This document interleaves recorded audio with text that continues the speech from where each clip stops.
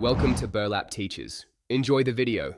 You'll start by installing the Komplete Kontrol app and drivers, then plug the A49 into USB.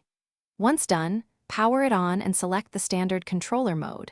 This ensures proper Midi messages. Make sure the app recognizes the keyboard and that your OS shows the Midi device.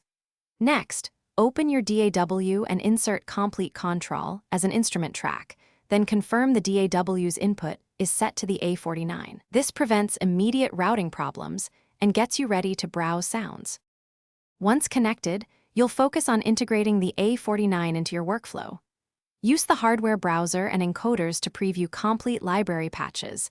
Hold dedicated buttons to refine type, tag, or instrument filters.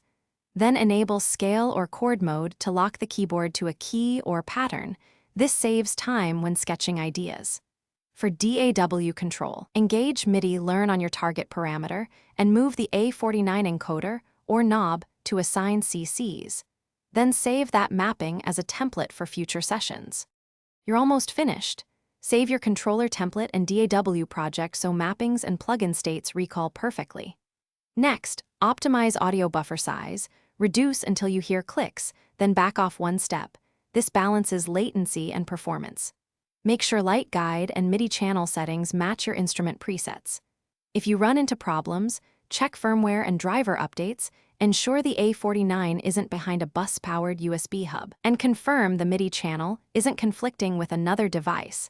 This single check resolves most issues. Thanks for watching. Consider subscribing if this video helped you.